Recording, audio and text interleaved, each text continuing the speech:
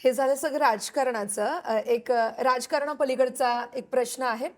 तुम्ही म्हटलात की नगरसेवक पदाचं तर झालं, मात्र विधानसभेसाठी तुम्ही तयारी करत होतात. या सगळ्या गोष्टी आहेतच. मात्र फ्युचर प्लॅनिंग काय आहे नेमकं तुमचं? भविष्य कसं पाहताय? मग ते कोणत्याही क्षेत्रातलं असेल, करिअर असेल किंवा हं. मग लग्न असेल, या सगळ्या गोष्टींचा काय नेमका विचार आहे पुढे? मी राजकीय जीवनापासूनच सुरुवात करतो. अ, ह्या 2 वर्षात मला एक चांगला अनुभव आलाय. मी अजून फार यंग आहे. मला हं. अजून म्हणजे मी खूप मोठ्या-मोठ्या लीडर्सकडनं शिकतोय. मी फॉर्च्युनेटली राज्यामध्ये सुद्धा फडणवीस साहेबांच्या मार्गदर्शनाखाली अनेक नेते मंडळींबरोबर कनेक्ट होण्याची संधी मिळाली आहे. त्याचबरोबर केंद्रामध्ये सुद्धा माझे वडील खासदार असल्यामुळं मी अनेक मोठमोठे नेते बघितलेत आणि मी त्यांचा करिअर ग्राफ बघतोय. सक्सेसफुल नेते हे एक म्हणजे ते खूप टाइम पिरियड लागतोय, खूप मेहनत लागते अगदी. की तुम्हाला राजकारणात यशस्वी होण्यासाठी. आणि राजकारणात यशस्वी होण्यासाठी मी एका म्हणजे पदं जी भोगताय त्याबद्दल नाही बोलत. तुम्ही एक उत्तम राजकीय व्यक्ती स्वतः असणं, म्हणजे तुम्हाला समाजकारणाची समज असणं, विकासकारणाची समज असणं आणि स्वतः तुम्ही ॲज अ पॉलिटिशियन कसं डेव्हलप होताय, हे तयार होण्यासाठी ना भरपूर वर्ष लागतात, खूप अभ्यास लागतो. त्यामुळे मी एक असा निर्णय घेतलाय की मला राजकारणात यायचं आहे, मी येणारच एक दिवशी. मी त्या सभागृहात बसणारच. परंतु मला कुठल्या गोष्टीची गडबड नाहीये. मी स्वतःचं एक पर्सनॅलिटी डेव्हलप करण्यासाठी एक पॉलिटिशियन, एक यंग पॉलिटिशियन म्हणून मी कशा पद्धतीने काम केलं पाहिजे, मी ह्याची तयारी करतोय. बीजेपी हा एक खूप डिसिप्लिन पक्ष सुद्धा आहे.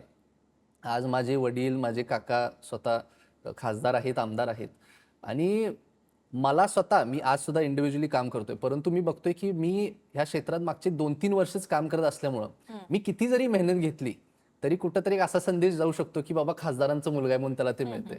तर मला ते अजिबात नको आहे. मी जे काय करणार ते पक्षाच्या ताकदीवरती आणि मी स्वतः जे उभा करतोय स्वतःसाठी, त्या ताकदीवरती मला करायचं आहे. बाकी इतर माझ्या वैयक्तिक जीवनामध्ये पण तुम्ही जर बघायला गेलात, मी बिझनेसमध्ये आहे, मी एक कंटेंट क्रिएटर आहे, मी एक फिलॅन्थ्रोपिस्ट आहे. तर अगदी म्हणजे सगळ्या क्षेत्रामध्ये खूप चांगलं आहे आणि मला वाटतं मी खूप एक लकी व्यक्ती आहे, की माझ्यासाठी भरपूर चांगल्या गोष्टी नेहमी घडत जातात. खास करून मी जे समाजकाम करतोय, मी बघतोय की खूप चांगले स्टोरीज मला मिळतात म्हणजे पुढून. मी नेहमी लोकांना सांगतो, की मी आजपर्यंत ज्यांना कुणाला मदत केली आहे, ते म्हणतात की ती लोकं किती नशिबवान आहे. मी म्हणतो मी किती नशिबवान आहे, की मला ते मिळाले.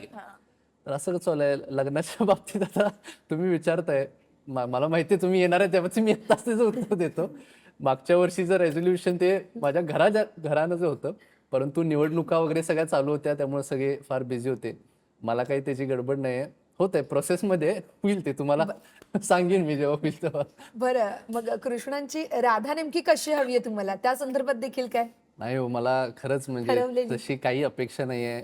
आम्ही म्हणजे मी व्लॉग्सच्या माध्यमातून पण तुम्ही कदाचित बघत असाल. आमच्या इथं कुटुंब व्यवस्था ह्या गोष्टीला सगळ्यात जास्त प्राधान्य दिलं जातं. आमच्यासाठी आमचे आई-वडील म्हणजे त्यांच्या नावाचं स्मरण केल्याशिवाय आमचा दिवस सुद्धा चालू होत नाही. त्यामुळे एक कल्चर्ड फॅमिली व्हॅल्यूज असणारी मुलगी असावी एवढंच. माझं काय तशी काही अपेक्षा नाही. आणि बरं. काम करावी. बरं, ही अपेक्षा आता महाराष्ट्रातल्या तमाम मुलींना कळलेली आहे, त्यांच्या पालकांना कळलेली आहे. त्यामुळे त्याप्रमाणेच आता पुढे ते काय करायचं ते जॉबिंग सुरू बघतील. होईल. बरं, आता तुम्हाला माहिती आहे की 2029 पर्यंत कोणत्याही निवडणुका नाहीत. हा चान्स तर आत्ता तर गेलेला आहे असं म्हणू शकतो आपण. मग मधल्या या आता पुढच्या 3 वर्षामध्ये काय करायचा प्लॅन आहे? काही ठरवलंय? या 3 वर्षांमध्ये आपण हे सगळं करून पुन्हा तयार व्हायचं. सर्वप्रथम मी जरीही एका विधानसभेसाठी किंवा एका नगरसेवकाच्या पदासाठी माझं नाव आलं असेल, मी स्वतःला कुठल्याही एका मतदारसंघापुरतं मर्यादित बघत नाही.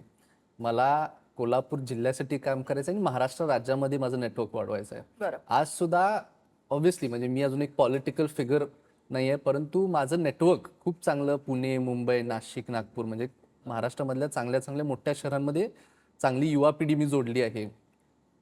फॉलोज माझे बरेच आहेत ह्या सर्व शहरांमध्ये. सोलापूरमध्ये, विदर्भ, मराठवाडा साईडमध्ये सुद्धा बरेच आहेत.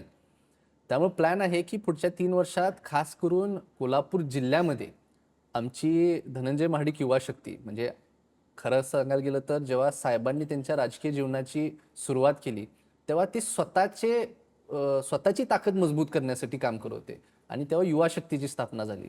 मी तुम्हाला सांगतो, मी आज सुद्धा जिल्ह्यामध्ये अनेक ठिकाणी फिरतोय. मला खरंच आश्चर्य वाटतंय, की प्रत्येक गावामध्ये त्यांनी लोकं तेव्हा कसे तयार केले असतील. कारण तेव्हा असं काही बॅकग्राऊंड नव्हतं. तर मला म्हणजे आज सुद्धा माझे वडील सांगतात की मी जेव्हा जायचो गावामध्ये तेव्हा ओळखायचं नाही कोण, तर प्रत्येक व्यक्तीला जाऊन सांगायचं माझं नाव काय आहे, मी काम काय करतोय, इथून पुढे तुमच्यासाठी काम करायचं आहे, तुम्ही माझ्या बरोबर या. आणि तशी त्याची सुरुवात होती. म्हणजे फार मेहनत त्यांनी घेतली ग्राउंडवरती. मी आज बघा मी किती नशीबवान आहे माझ्या युट्यूबमुळं किंवा माझे जे सोशल वर्क आहे ह्यामुळं माझ्याकडे लोक येतात की आम्हाला तुमची शाखा उघडायची, म्हणजे आम्हाला कृष्णराज महाडिक युवा मंच आम्हाला गावागावांमध्ये करायचं आहे. बरं. तर डॅडी मला म्हणतात की तुझं नशीब आहे, आम्ही एवढं फिरलो, परंतु तू आता असं एक नेटवर्क उभा केलंयस की लोक तुझ्याकडे येतात. त्यामुळे मी स्वतःला फार भाग्यवान समजतो. आणि हे मी ज्या पद्धतीने काम करत आलो आहे मला वाटतं त्याचं फळ आहे फक्त. तर 100% जसं तुम्ही विचारला, कोल्हापूर जिल्ह्यामध्ये युवा पिढीला एकत्र करायचं आहे. महिला वर्ग खूप मोठ्या प्रमाणात माझ्याशी जोडला गेलेला आहे, त्यांच्यासाठी काम करायचं आहे. कोल्हापूरच्या विकासासाठी तर अनेक गोष्टी चालू आहेत, पण मला प्रत्येक गावामध्ये पोहोचायचं आहे. आणि तसंच येणाऱ्या काळात कोल्हापूर जिल्ह्याबरोबर महाराष्ट्र राज्यामध्ये कसं नेटवर्क वाढवता येईल ह्या दृष्टीने मी काम करत राहणार.